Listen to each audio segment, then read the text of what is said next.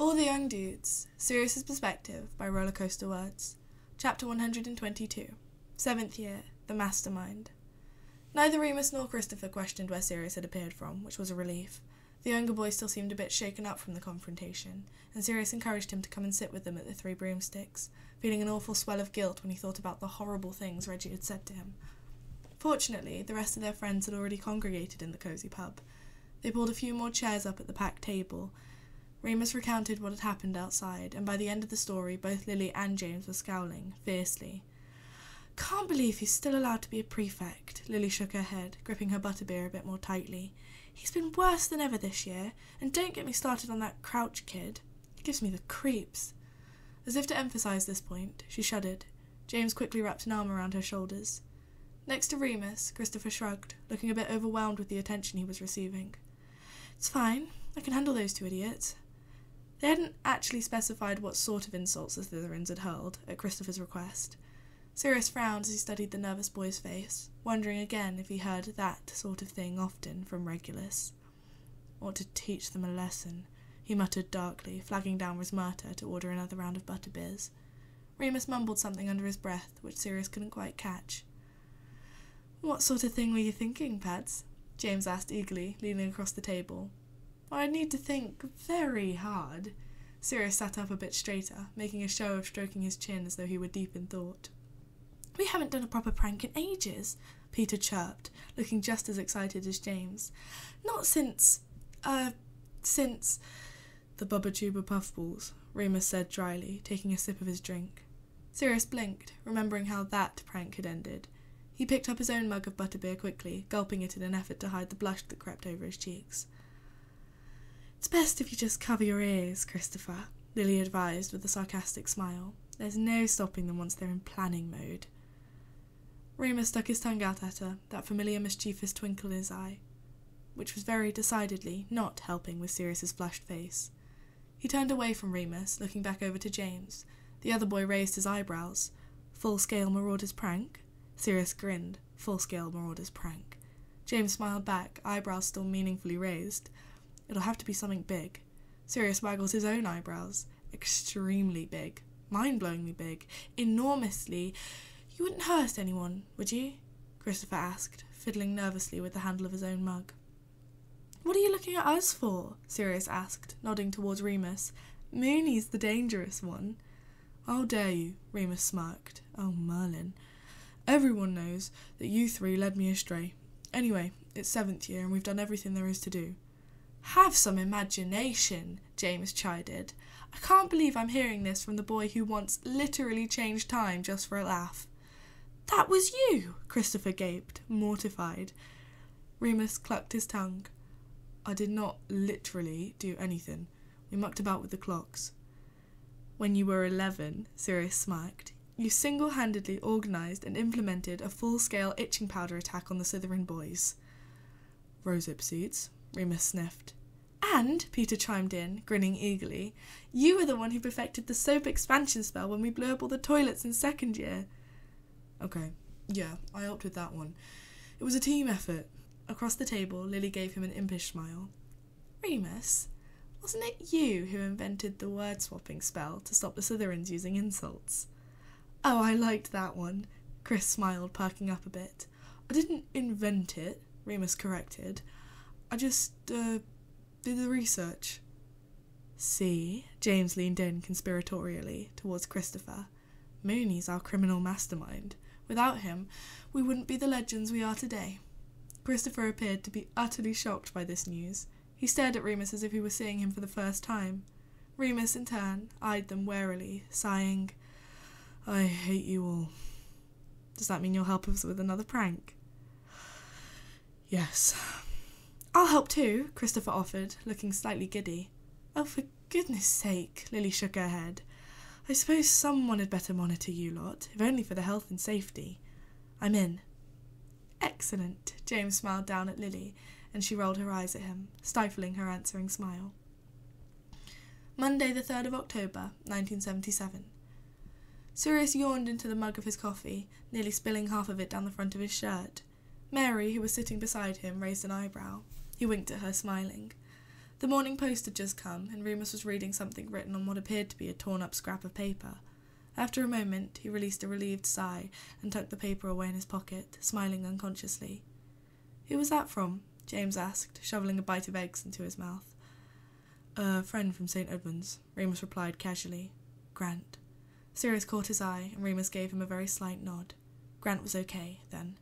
Sirius smiled back, feeling just as relieved. Though Remus hadn't said anything about it, Sirius knew that he'd been worrying. At least now he could relax a bit, knowing that his friend was safe. Across the table, Remus cleared his throat. Mark Boland died." Just like that, Sirius's smile fell away. "Oh no!" he cried, in tandem with Mary, and also, to his surprise, Lily. James opened his mouth.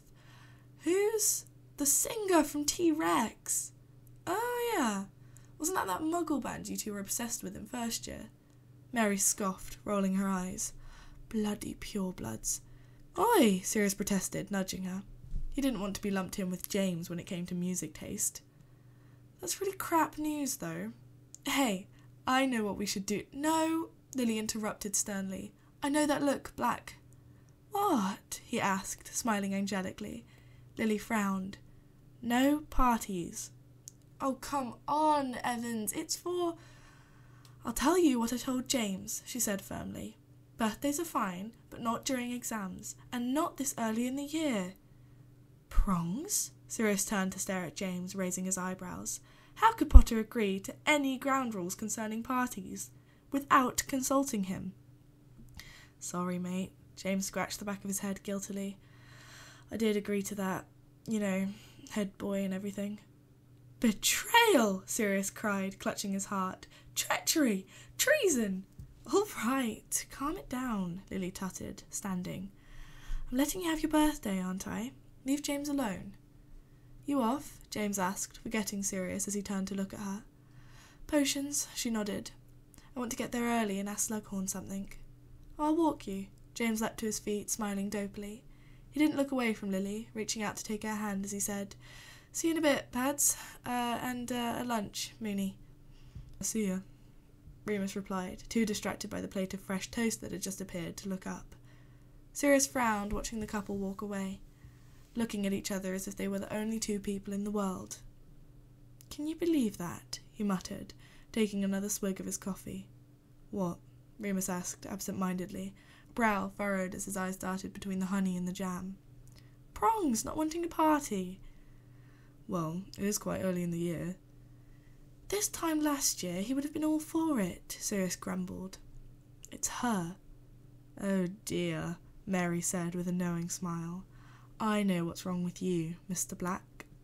"There's nothing wrong with me. I'm the same as I ever was. It's—" "Exactly," she interrupted, raising an eyebrow. "You never change. You're jealous." That was the most ridiculous thing Sirius had ever heard. "Pfft!" He crossed his arms, slouching down in his seat and letting his legs sprawl out beneath the table. "As if I would be jealous of him." Lily had James wrapped completely around her finger. It seemed like a horrible fate to Sirius. "Not of James," Mary said, as though it were obvious. "You're jealous of Lily. She's taken your best friend away and now you're feeling neglected, right?" Merlin. Why did Mary have to go and say a thing like that? She made him sound like a pouting child. "No!" he snapped vehemently, pushing back from the table. "I'm going to potions." He stomped off through the doors to the great hall without looking back, feeling even more irritated than he had before. Who did Mary think she was, acting like she knew all there was to know about his friendship with James? He wasn't a little kid. He knew that his friends were allowed to have relationships if they bloody wanted to. It wasn't as if James spent all his time following Lily around, asking if she could tag along with them, talking about her when she wasn't there. Well, okay, maybe James did spend most of his time absorbed with Lily Evans, one way or another. So what if Sirius found it irritating? It was understandable to get annoyed, sometimes, if your best mate's entire personality became his girlfriend. At least when James had still been pining over Evans, he'd known how to have some fun. But now, too busy playing the perfect head boy to Lily's head girl, he hardly had any time to join in pranks with Sirius. They hadn't even done any Honeydukes runs, or snuck about under the invisibility cloak. Sirius scowled as he made his way to the dungeons, scuffing his shoes along the stone floors. This was their final year at Hogwarts. It was supposed to be their last hurrah. By the time he reached the potions classroom, he was in a sour mood. Sirius stomped over to the cauldron he shared with James, dropping his bag carelessly on the floor. The other boy raised an eyebrow. "You right there, mate?" Sirius grunted, slouching into his chair and flipping open his textbook to a random page, where he began to doodle in the margins. "All right, students," Professor Slughorn clapped his hands together, bustling into the front of the room. "Eyes up front, please." He beamed out at them, raising his eyebrows excitedly. "We'll be brewing extimulo potions today, which can be rather touchy, so please follow the instructions on the board exactly." By the time Slughorn had finished explaining the ingredients they'd need, which was basically just a repetition of what was already in their textbooks, Sirius had practically fallen asleep. "Don't know why he has to rewrite all the bloody instructions on the board," he grumbled, helping James lay out the ingredients on their table. "They're literally right there in our books." James shrugged, grinning. "I think he just likes to hear himself talk, to be honest." Sirius scowled, rolling up his sleeves to begin sorting out their ingredients, and James nudged him. "What's got you in a mood?" he teased, still grinning. When Sirius didn't respond, James leaned in, whispering conspiratorially. "I have a feeling extimulo will be quite a bit of fun to brew, especially once we get to see how Snivelus's potion turns out." Sirius glanced up, narrowing his eyes. "What?" James continued to grin that shit-eating grin, and Sirius felt a familiar spark of excitement. He set down the bitter root in his hand, whispering excitedly, "What have you done, Potter?" James paused, twisting around to make sure no one was paying attention. When he turned back to Sirius, he had that familiar mischievous gleam in his eye. "Laced his cauldron with pixie dust," he muttered under his breath, "earlier, while Slughorn was talking to Lily. He won't notice until the potion's already started brewing, but by then it will be too late." Sirius shook his head, smiles spreading slowly across his face. "Potter, you mad genius." The other boy laughed, and they both went back to arranging their ingredients, exchanging knowing smiles as they worked. Sure enough, halfway through the class, Snape's cauldron went up in flames. Slughorn bustled over, tutting, My, Severus, why did you add pixie dust?" James and Sirius nearly choked on their laughter, and Snape spent the rest of the class glaring murderously at them. By the end of the lesson, all the earlier frustration of the morning had been forgotten. Sirius watched James sling an arm around Lily's shoulders, shaking his head fondly. Lily Evans might have been able to take prongs out of mischief, but nobody could take the mischief out of prongs. Friday, the 7th of October, 1977. By the end of the week, however, Sirius couldn't help but feel neglected once more. He had barely seen James at all outside of classes, too busy with Quidditch and head boy responsibilities, and when they did spend time together, Lily was there more often than not, wrapped up in James's arms and making it impossible for Sirius to even broach the subject of maraudering without her stern look and disapproving tutting. Peter was having an off week with Dorcas and seemed to be spending more time trying to win her back than he actually spent with her when they were together, and Remus had been spending long hours in the library, as usual, leaving Sirius once more to his own devices. He went to bed on Thursday night, feeling grumpy, wondering if this really was how they were going to spend their last year at Hogwarts, a month gone by already, and not a single maraudering mission. James and Remus were already gone when Sirius woke up the next morning, though once he went down to the common room, he discovered Remus reading in an armchair. "Morning," Sirius muttered, still feeling rather grumpy. The other boy yawned, sticking a scrap of paper between the pages of his book to mark his spot. "Morning. Breakfast?" Sirius nodded, heading for the portrait hole. They had just stepped through when the fat lady began abruptly to sing in a warbling high falsetto. Write it all out like a bird in the sky, whiz, write it all out like you were a bird, fly it all out like an eagle in a sunbeam, write it all out like you were a bird. At first, Sirius could only stare in shock, but then he began to laugh. "Brilliant!" He reached out to grip Remus's arm, shaking his head. "Absolutely brilliant!" As they walked down the hall, the other portraits began to break into song too. Pretty soon, Ride a White Swan could be heard from almost every corner of the castle, blaring not only from the portraits, but also from the radios, gramophones, record players, even the suits of armour. The pureblood students were baffled, but most of the Muggle-born students were just as delighted as Sirius, singing along at the top of their lungs as the halls filled with crowds of students on their way to breakfast. By the time everyone had gathered in the Great Hall, the noise was so bad that McGonagall announced to the room that lessons had been cancelled for the entire day so that professors could figure out how to neutralise the spell. Sirius had seen Flitwick trying to cast Silencio in the hall, and the portrait he'd been using it on only began to belt Mark Bolan's greatest hit with even more vigour. Sirius could barely contain his excitement as they sat down for breakfast, listening to a group of sixth-year girls chanting across the hall. Wear a tall hat, like a druid in the old days. Wear a tall hat and a tattooed gown. Ride a white swan like the people of a Beltane. Wear your hair long, babe, you can't go wrong. "Who do you think did it?" Peter asked, raising his voice slightly to be heard over the racket. Sirius grinned. "I don't need to think. I know." "Who?" Mary demanded, leaning over.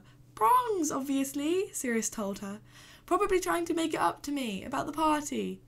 Mary looked sceptical. "Blimey," she said, frowning. "James, by himself." "Amazing, right?" Sirius shook his head. "I didn't think Prongs even knew any T-Rex songs." Remus said sharply. "Funny thing, that." "What's up with you?" Mary poked his side. "I thought you liked T-Rex." "I do," Remus replied coolly.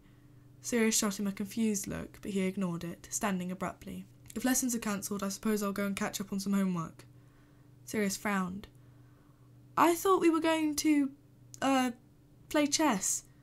Remus shrugged, looking away. "Not in the mood." He stalked off, and Mary glanced between the two of them, raising a brow. "I'll play chess with you, Sirius," Peter piped up, smiling hopefully. Thanks, Pete, but, I better go catch up on some homework too." He pushed back from the table, following Moony out. It was obvious what was wrong. Sirius cursed himself for jumping to conclusions so quickly. Of course it hadn't been James. The attention to detail, the music choice, the staggering scale of the prank. It had Moony written all over it. Sirius took a breath before entering the library, letting the familiar tide of anxiety rise in his chest, breathing slowly until it ebbed. He found Remus exactly where he had expected, pouting by himself at one of the desks. "All right, Moody." Remus glanced up, frowning when he caught sight of him. Sirius suppressed a smile as he watched the taller boy slouch in his seat, folding his arms over his chest in an uncharacteristically petulant gesture. "I'm busy," he muttered, flipping open one of his textbooks.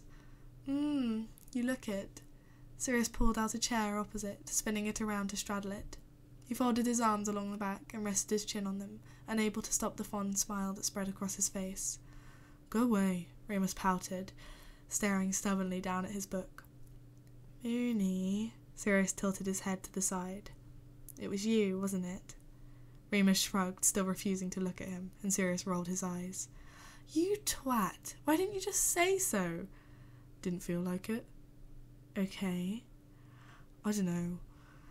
Could it be that you're completely mental in addition to being a moody git?" "Oh, bugger off." Remus's lips twitched as he suppressed a smile, and Sirius grinned. "Gotcha." He sighed dramatically. "You know, Moony, if you insist on being so secretive all the time, misunderstandings will happen." "I know." Remus glanced at him nervously, then looked back down. "Sorry." He slumped slightly, fidgeting with the pages of his book as he asked, "Do you like it, though?" "Of course I like it, you idiot." Sirius slapped a hand down on the desk, sitting up. "It's incredible, Remus. Thank you. He faltered, flushing. "I really love it." "You do?" Remus looked up, worrying his lip between his teeth. "I do." Sirius nodded earnestly. "I've always loved your magic. It's so... you." "Shut up." Remus turned back to his book, blushing, and Sirius rested his chin on his hands again, watching him fight to suppress a smile. Under the table, Remus kicked his leg. Sirius grinned and kicked him back. Chapter 123. 7th Year, Amortentia. Friday, the 4th of November, 1977. 2 a.m. in Gryffindor Tower. "I think there's something to the colour-changing idea," James insisted, waving his goblet haphazardly as he spoke. The contents had been drained long ago, fortunately, so there was no risk of spillage. Nah, it's too obvious, Sirius slurred, feeling pleasantly warm and fuzzy, a lingering effect from the copious amounts of fire whiskey that he had consumed. James had challenged him to a drinking contest. By the time they had finished the bottle, they had completely lost track of who had actually drunk more. Besides, Lily added, stifling a yawn, what do we change? Their robes? Their whole dormitory? Mary grinned, swaying drunkenly with her arms above her head. She was the only one left standing, kept dancing by the power of Nina Simone. Complete makeover. Bright pink. Why pink, though? Sirius took a swig from his own goblet. It was supposed to be witch's brew, but Remus had replaced it with water half an hour ago, and thought he'd been sneaky about it. Some people might like pink. Ha! On your own, Black. Marlene poked her tongue out at him from where she was lying upside down on the armchair, legs kicking out over the back. It made Sirius dizzy to look at her, cheeks gone red with all the blood rushing to her head. But Marlene seemed perfectly content, watching Mary twist back and forth in front of the fire. The common room had been emptied out over the course of the past hour, as drunken students stumbled back to their dorms after Sirius's 18th birthday party. It had been just as boisterous and chaotic as the previous years, but better, because this year Sirius kept catching Remus's eye across the room, exchanging slow, lazy smiles that sent heat curling through his belly. He'd had half the mind to ditch the rest of their friends and drag Moony upstairs, but seeing as it was his party, he decided that would probably be a bit too risky. Still, maybe once James and Peter fell asleep. How would we even get hold of their robes, though? Peter asked, drawing Sirius's attention back to the matter at hand. We had the same problem in first year, remember? With the itching powder. Oh yeah, James frowned. That's right. It was easier just to sneak into their room than it was to work out how the elves organised their laundry. How did you sneak in? Marlene asked, tearing her eyes away from Mary to glance at him. You can't have perfected an invisibility spell by the age of 11. Ask no questions, and we shall tell you no lies, McKinnon. Sirius shot her a wink, turning back to watch Mary dance too. Anyway, we've decided not to do it. James raised an eyebrow. You've decided. It's my birthday. Not anymore, it isn't. Peter chucked a cushion at his head, and Sirius dodged, laughing. He threw one back, and then James joined in, and pretty soon the entire group was flinging couch cushions back and forth, giggling helplessly.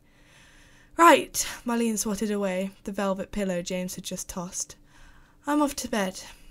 She planted her arms on the carpet and executed a perfect forward flip, astonishingly dexterous for someone who'd polished off nearly an entire bottle of witch's brew by herself. No, Mary reached out, snagging her waist. Don't go, Miles. Dance with me. Marlene chuckled, though her voice sounded slightly strained as she untangled herself from Mary's arm. I'm sure one of the boys will oblige, she smiled tightly. Night, all. Night, everyone chorused back. Sirius allowed himself a sneaky glance at Remus, seated in a careful distance away on the sofa with his head tilted back against the cushions. He was fiddling absent-mindedly with the cuff of his jumper, those long, delicate fingers. I think I'll go up too, Christopher said, standing from his spot on the floor. He was the only non-7th year left in the empty common room, and had been stifling yawns for the past half hour. Don't decide anything without me, though. I really don't think anyone's going to formulate a plan tonight, Lily assured him, smiling. See you tomorrow, Chris.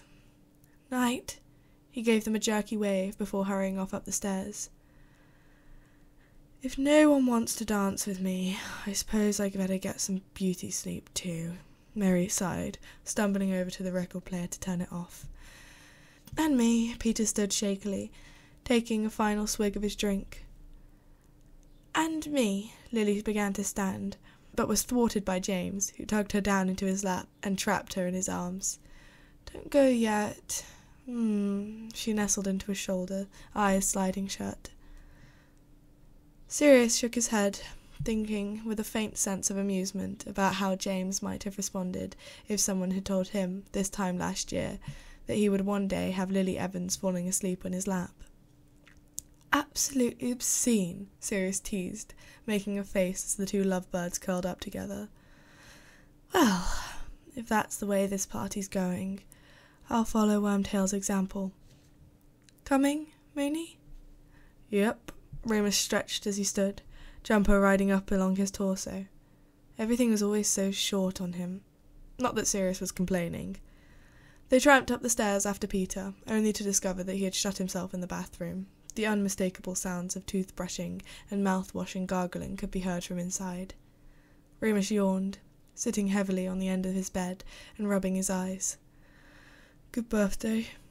Brilliant, Sirius smiled lazily, taking advantage of the moment alone to let his eyes run indulgently along the line of Moony's throat as he swallowed. Good. If we wait till Pete's asleep. Bad idea, Padfoot, especially if James isn't back yet.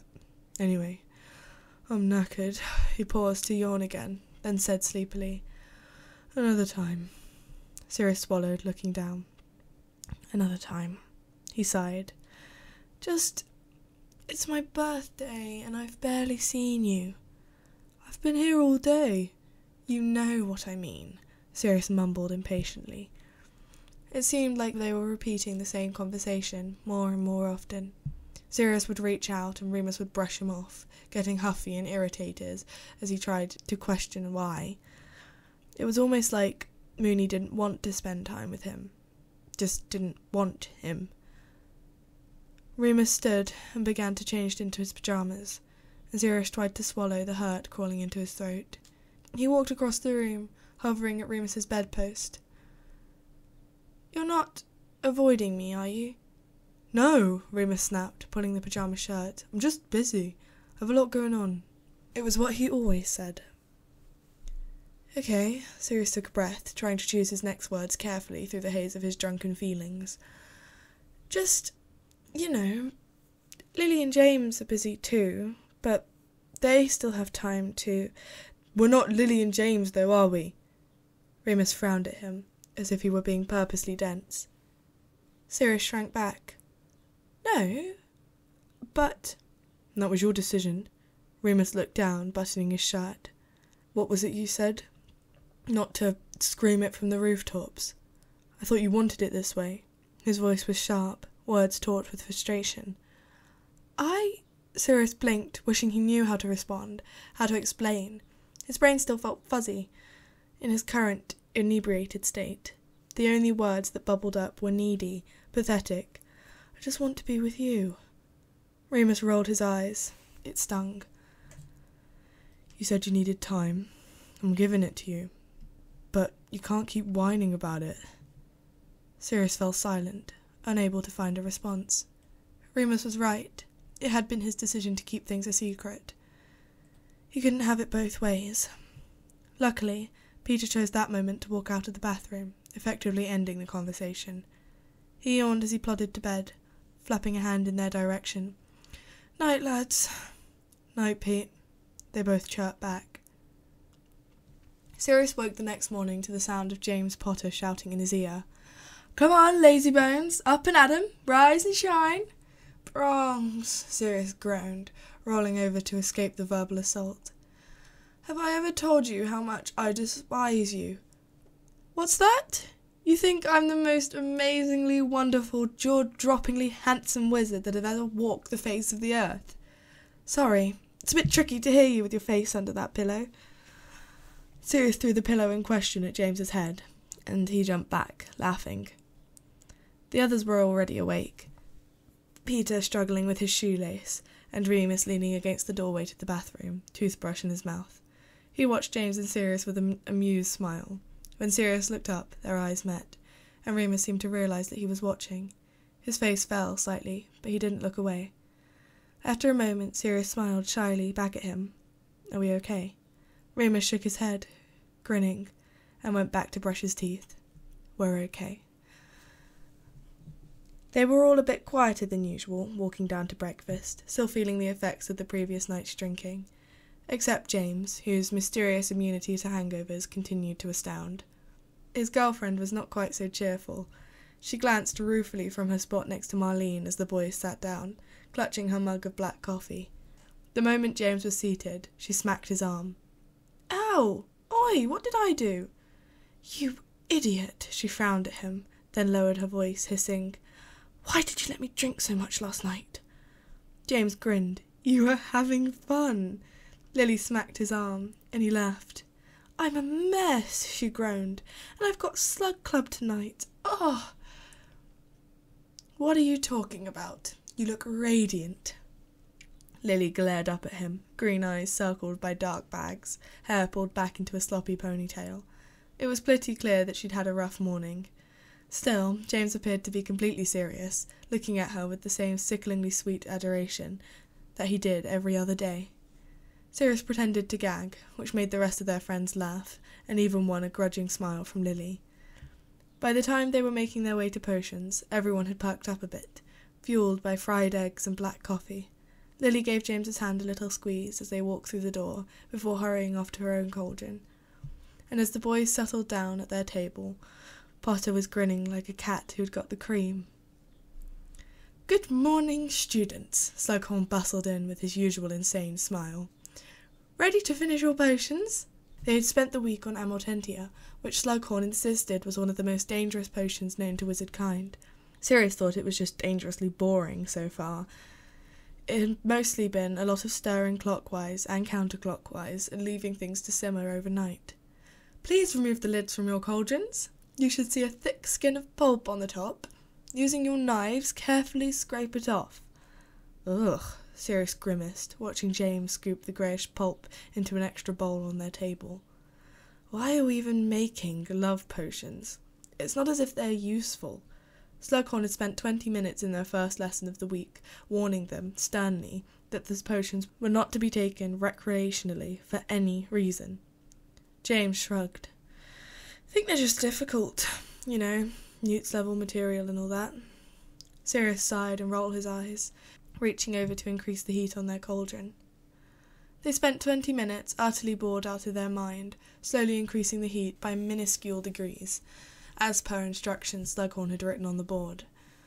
Once the mixture began to bubble, they had squeezed the juice from the pomegranate seeds into the cauldron. "Be sure that you don't let any of the seeds fall in," Slughorn had warned, "or the potion will be ruined completely."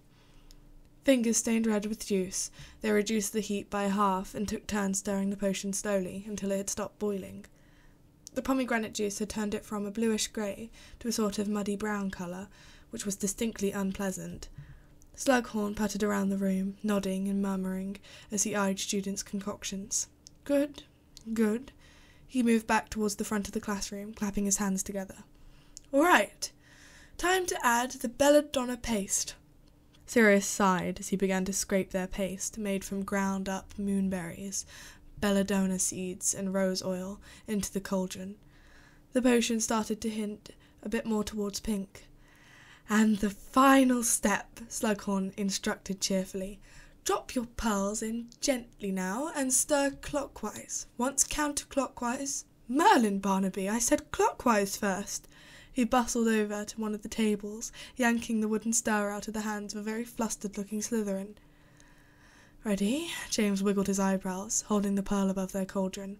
"Ugh, just drop it in, come on." Sirius nudged him, and James grinned as he added the last ingredient to their mixture. The jewel dissolved immediately, and Sirius stirred until the entire potion turned a milky, luminescent white. He finished stirring and set the stick aside, staring down into the cauldron. James stared down too. After a moment he turned to Sirius, raising a brow. "Please tell me I'm not the only one who sees it." Sirius grinned, trying not to laugh. "No, I was just about to say that. It looks exactly like—" "All right, class!" Slughorn clapped his hands together, and the two boys glanced at each other, snickering. "Go on, give it a whiff. If you've brewed them correctly, you should each smell something different." "After you, Potter," Sirius said, trying to suppress a laugh as he gestured to the potion. James shook his head and leaned in, still chuckling. Steam rose from the cauldron as he inhaled, and his eyes went a bit glassy. "Smells like—" He sniffed again. "Grass after a storm. Mum's mince pies. Lavender." He smiled dopely, looking towards Lily. Sirius knew from Mary that the redhead rubbed lavender oil all over her wrists every morning, in lieu of a perfume. Predictable as ever, Potter. He shook his head. I just hope for Evan's sake that it isn't you she's smelling over there. I'd probably chuck right up into my potion. Oi! James shoved him, laughing. Bold words for someone whose dirty socks are literally a health and safety hazard. Sirius sniffed primly, tossing his hair over his shoulder. I have no idea what you're talking about. I smell like a bed of roses. Sure. Keep telling yourself that, Black. At the front of the classroom, Slughorn was talking again. Please label your bottle. I want exactly 3 ounces. Yes, Barnaby, make sure it's stoppered. Leave them on my desk, and I'll have them marked next week. Sirius reached out for one of their potion vials, and began to label it with both of their names. Can you grab the ladle? Aren't you going to smell it? When he glanced up, James was giving him a pointed look, eyebrows raised. Come on, I smelled it. It's only fair if you take a whiff. Ugh, fine. Sirius leaned over, sniffing quickly. He was about to pull back when the scent hit him. Fresh pine, crushed underfoot. The earthy smell of the forest, mixed in with something muskier, animal, chocolate and buttered toast, mouth-watering and warm. The clean, peppery scent of fresh parchment. Well? James asked, and Sirius realised that he had been hovering with his nose over the cauldron, inhaling. He pulled back quickly. James grinned. Must be something good, eh? Prong shot him a devilish smirk, wiggling his eyebrows. Oh, sod off, Sirius rolled his eyes, turning away to hide his flushed face. It's nothing special. Ha! I'd like to believe that. You look like you were just about ready to shove your whole bloody face into that cauldron. James nudged him, unrelenting. Come on, then. What do you smell? Just pine needles, chocolate, some sort of perfume, I think. He felt guilty as he said it, but there was no way he could admit everything that he actually smelled. Ooh, a mysterious woman, eh? James winked at him. I'll have to keep an eye out for a bird that likes chocolate. Sirius huffed, stopping the vial of his potion. That's half the girls in the bloody school. Everyone likes chocolate. Sounds about right then, doesn't it? Oh, sod off, Potter. He was going to have to tell James eventually. Sirius knew that. It wasn't fair to Remus keeping things a secret, and it only made it more difficult to hide their relationship as the term wore on. The Amortentia was just one instance in a long line of incidences where Sirius nearly found himself slipping up and blurting out everything just to get it over with. But every time he hesitated, and the moment would pass. It was just never the right time, Sirius told himself. As the weather cooled outside, autumn giving way to winter, the headlines of the Daily Prophet grew gradually darker as well. Ministry raids 3 houses in search for forbidden artifacts. 3rd vampire attack in 2 weeks. Minister Jinx steps down in wake of new disappearances. Werewolf registry dangerously undermanaged, ministry insiders reveal. Even inside the insulated walls of Hogwarts, everyone was on edge. The divide between Slytherin and the other houses was worse than ever, though nobody would say anything outright. It was clear that everyone was feeling the pressure to choose a side, even when it was unclear what exactly each side consisted of. And at the centre of it all, head held high, wearing a cold, confident smirk, was Sirius's little brother. Regulus had always been respected by his fellow Slytherins, of course. The Black family name carried weight, and like Bellatrix and Narcissa before him, he had quickly become the focal point of a group of more ambitious pureblood peers. Now, with the rumours about his new Death Eater status spreading rapidly through the castle, Regulus had become the most polarising figure at Hogwarts. Students either shielded away from him, wary and anxious, or flocked to him, falling at his feet like he was some sort of celebrity. Gone was the reserved, petulant boy from Sirius's childhood. Gone was the crybaby, the little brother who had begged for bedtime stories. In his place was someone cold, someone cunning, someone cruel. A stranger, whose face Sirius searched desperately for signs of the person he once knew. Bad things seemed to befall those who crossed Regulus Black's path. Nothing was ever traced back to him, of course, but still, Sirius found himself borrowing James's invisibility cloak more and more often, creeping after his little brother in the halls. Just to be safe, he told himself, just to make sure he doesn't do anything that he'll regret. But he couldn't spend all his time following Reg around. When a Hufflepuff who'd spilled ink on Reggie's books turned up mute a few days later, when the Ravenclaw Quidditch team found themselves unable to practice due to nasty curses that made their brooms shoot splinters, when the words "Mudbloods, get out" were found carved into the board of the Muggle Studies classroom, Sirius searched for Reggie's face in the dining hall, careful only to look when his brother turned away. "This isn't you," he would find himself thinking helplessly. "You're not the kind of person who does these things." But it was getting harder and harder to believe it. So Sirius waited. He couldn't tell James, not yet. He knew, logically, that it would probably turn out fine. Prongs hadn't had any qualms when Remus came out. If anything, James seemed to be Moony's most enthusiastic supporter, aside maybe from Lily. Sirius knew he shouldn't worry, that James was his best mate, that they'd always be by each other's sides. Still, he couldn't bear the thought of anything changing. Sirius had already lost one brother, even if it was stupid and unreasonable, and a product of his own fear. He couldn't risk losing another.